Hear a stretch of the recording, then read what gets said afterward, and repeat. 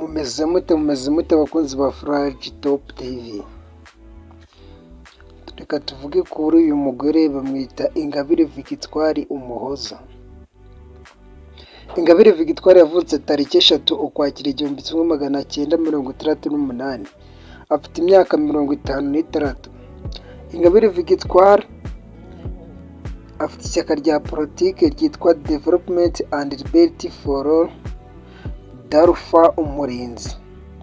Andi mashyaka ni muri United Democracy Force of Rwanda, FDU Inkingi. Afite abana batatu. Ingabire Victoire Ingabire Umuhoza yavutse tariki 3 Ukwakira nk'uko twabonye muri 68. Uyu munyepolitiki w'umunyarwanda yabaye umuyobozi mukuru w'ihuriro rya Adolpha Umurinzi n'Inkingi FDU ku mwaka wa 2006 kugeza 2019. Yari ashyigikiye demokarasi kandi anenga Perezida Paul Kagame, akaba ari nawe wari umukandida wa FDU Inkingi mu matora ya Perezida w'u Rwanda mu mwaka wa 2010. Ariko yarafashwe ahanishwa igifungo. Ingabire yigeze guhatanira Sake Holve Prize aho yamaze imyaka 8 muri gereza ya Kigali yari 1930 mu gifungo cy'imyaka 15 yari yakatiwe ku byaha by'iterabwoba no guhungabanya umutekano w'igihugu. Ubu ni umuyobozi w'ishyaka Development and Liberty for All, aryo bita Adolpha Umurinzi, rifite intego yo guharanira umwanya mugari wa politiki no guteza imbere igihugu. Mwaka wa 2024 yahawe icyo bita Rebel International Prize for Freedom. Umuryango n'ubuzima bwa mbere yinjira muri politiki. Ingabire yashatse afite abana batatu. Yize amategeko y'ubucuruzi n'ibaruramari, asoza amasomo ya Business Economic n'imiyoborere y'ibigo mu Buholandi. Yakoze mu kigo mpuzamahanga cy'ibaruramari cyakoraga mu mashami 25 muri Afurika, Aziya n'Uburayi. Mu kwezi kwa 4 2009 yaretse akazi ke ngo yiyegurire politiki no gutegura, ndetse agaruka no mu gihugu cye nk'umuyobozi w'ishyaka rye agamije gufasha mu kongera kuba u Rwanda rwabona ngo icyo yise politiki nziza y'ubwigenge.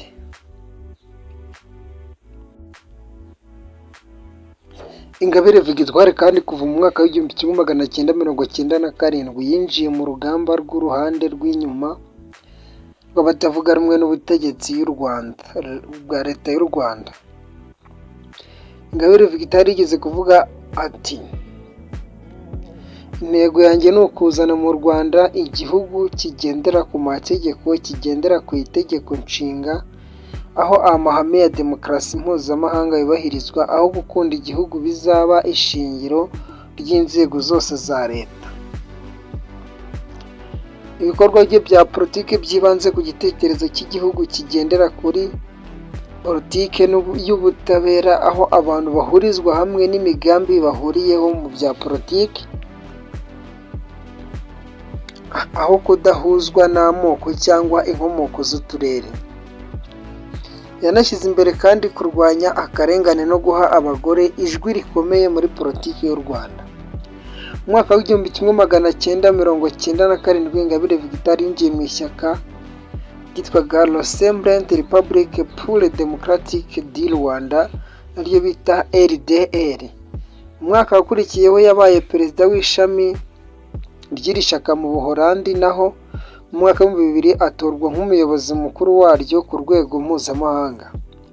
Kuva mu mwaka wa 2003 kugeza 2006 yabaye perezida w'ihuriro Union des Forces Démocratiques du Rwanda, ariyo UFDR, ari naryo huriro nyamukuru ry'amashyaka atavuga rumwe n'ubutegetsi, barifatanyijwemo na RDR n'abandi banyepolitike bari mu buhungiro. Kwezi kwa Mutarama 2010 Ingabire Victoire mu Rwanda yagarutse mu Rwanda nyuma y'imyaka 16 yari amaze mu buhungiro, ahita aba umwe mu bayobozi bakomeye batavuga rumwe n'ubutegetsi mu Rwanda. Ku itariki 13 Nzeri 2012, Ingabire Victoire hamwe n'abandi banyepolitiki b'Abanyarwanda babiri, Bernard Ntaganda na Deogratias Mushayidi, bombi bafungiwe i Kigali. Icyo gihe bashyizwe ku rutonde n'abadepite 42 b'u Burayi European Parliament ku bihembo bya Sakharov Prize for Freedom of Thought 2012. Ku itariki 5 Ukuboza 2019, Ingabire Victoire yahawe International Human Rights Award muri 2019 nk'umunyamuryango Association Pro Discos Humanos de Espano, aricyo bita APDHE, ariko leta y'u Rwanda ntiyamwemereye kujya muri Espagne kwitabira umuhango wo gushyikirizwa icyo gihembo.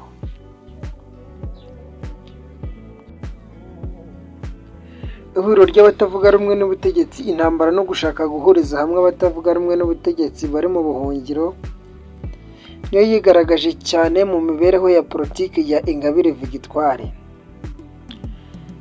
Ishyaka rya FPR Inkotanyi ryakomeje kwiharira ubutegetsi i Kigali, rigakoresha uburyo bwo gufunga, guhohotera cyangwa kugura uwo ari we wese washakaga kurwanya ubutegetsi. Mu gihugu imbere abatavuga rumwe n'ubutegetsi na FPR ntibahabonaga umwanya wo kwigaragaza. Ingabire Victoire niko yabisobanuye. Ni amashyirahamwe yo mu mahanga gusa yagerageje kugaragaza opposition ku butegetsi bwa Perezida Paul Kagame, ariko nanone ayo mashyirahamwe yo mu mahanga yakundaga kugirana amakimbirane n'amacakubiri hagati yayo, bigatuma adashobora kugera ku ntego yo kwishyira hamwe. Mu rwego rwo guharanira impinduka zifatika no kunga Abanyarwanda, Ingabire Victoire yagiye yihutisha inzira yo gushyira imbere ihuriro ry'abatavuga rumwe n'ubutegetsi binyuze mu mahoro, kugira ngo babashe guhangana no kugaragaza no kwereka Abanyarwanda inzira itandukanye n'iya FPR Inkotanyi. Mu Gushyingo 2004, Amsterdam mu Buholandi yateguye inama yiswe Forum on Peace, Security, Democracy and Development in Great Lakes Region. Iyi nama yakurikiwe n'icyiswe Amsterdam Initiative, cyari kigamije gushinga urubuga rushya rw'imikoranire. Mu Ukwakira 2005, mu mwaka wakurikiye, Ingabire Victoire yatangiye kugirana ibiganiro n'andi mashyaka atavuga rumwe n'ubutegetsi na leta, anategura inama yahuje aya mashyirahamwe yose. Aba banyarwanda bari mu mahanga n'aya mashyaka bose bihurije hamwe ngo bare ko bahuza ibitekerezo byari byatanzwe na Ingabire Victoire. Byarangiye bumvikanye ku guhuriza hamwe imbaraga mu kurwanya ubutegetsi bwa Paul Kagame, His Excellency. Kuva muri Mata 2006, Ingabire Victoire yagize uruhare mu gushinga ishyaka Force Democratique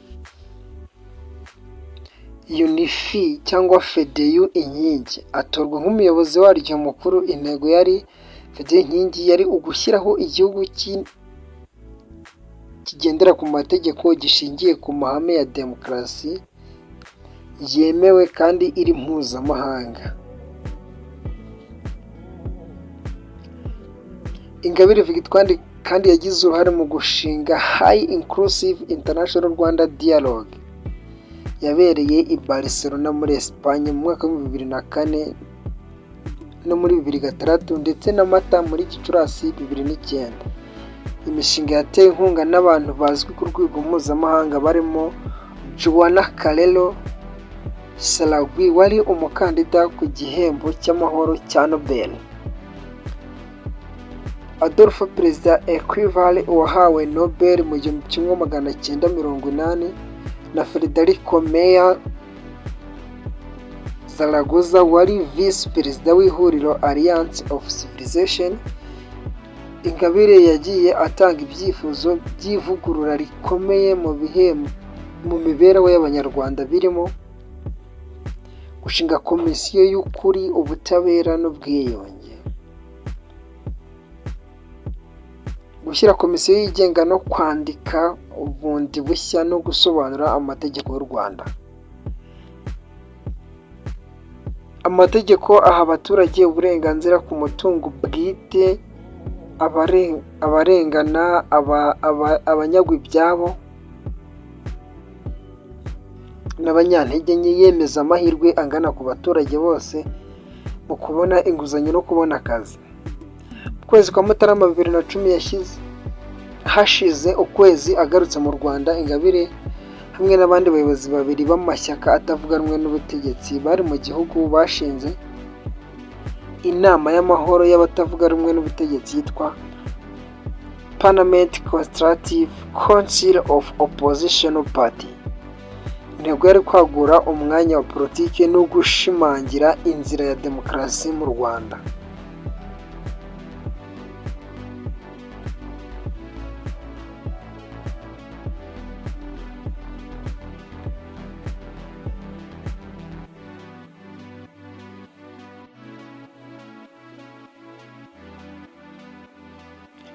Ifatwa rye n'urubanza. Kuwa 21 Mutarama 2010, Ingabire Victoire agarutse mu Rwanda avuye mu Buholandi nyuma y'imyaka 16 mu buhungiro. Yatangira ibikorwa bye bya politiki mu Rwanda, atangira ikirego gishya ku bwicanyi bwakorewe mu Rwanda, anasaba ko habaho ubutabera busesenguye ku mpande zose. Ku itariki 21 Mata 2010, ubwo yari agiye gusura umunyepolitike Deogratias Musayidi muri gereza ya Kigali, Ingabire yafashwe n'urwego rw'ubugenzacyaha RIB ruyobowe na Paul Rusesabagina, icyo gihe ruri mu maboko ya leta. Aka kantu reka tugasubiremo neza. Musayidi yagiye gusura bita Deogratias Musayidi muri gereza ya Kigali. Ingabire yafashwe n'urwego rw'ubugenzacyaha RIB ruyobowe na Paul Rusesabagina, icyo gihe ruri mu maboko ya leta. Hashyirwa mu bikorwa itegeko ryo kumufata ryari ryasohowe n'ubushinjacyaha. Yashinjwaga ibyaha byinshi birimo gushyiraho umutwe w'iterabwoba, guhakana jenoside no kuyipfobya, gukorana n'imitwe yitwaje intwaro irwanya leta by'umwihariko FDLR, kugumura abaturage ngo barwanye ubutegetsi. Ku itariki 14 Ukwakira 2010, urukiko rw'i Kigali rwategetse ko afungwa by'agateganyo. Urubanza rwe rwatangiye muri 2011 kugera ku rwego mpuzamahanga rwitabwagaho cyane. Ku itariki 30 Ukwakira 2012, urukiko rukuru rwamukatiye imyaka 8 y'igifungo, ariko nyuma yo kujurira ku itariki 16 Ukuboza 2013, urukiko rw'ikirenga rwamukatiye imyaka 15 y'igifungo. Urubanza rwe rwakunze kunengwa n'imiryango mpuzamahanga y'uburenganzira bwa muntu, harimo Amnesty International, Human Rights Watch ndetse n'inteko ishinga amategeko y'Uburayi European Parliament. Komisiyo y'umuryango w'abibumbye y'uburenganzira bwa muntu UN Human Rights Council bavugaga ko ari urubanza rwa politiki rugamije gucecekesha abatavuga rumwe na leta. Nyuma y'imyaka 8 afunzwe muri gereza ya Kigali kuva ku itariki 15 Nzeri 2018, Ingabire Victoire yarikuwe mu mbabazi za Perezida Paul Kagame, ariko asabwa kutajya mu bikorwa byo guhuriza hamwe abantu benshi atabanje kubisaba uburenganzira.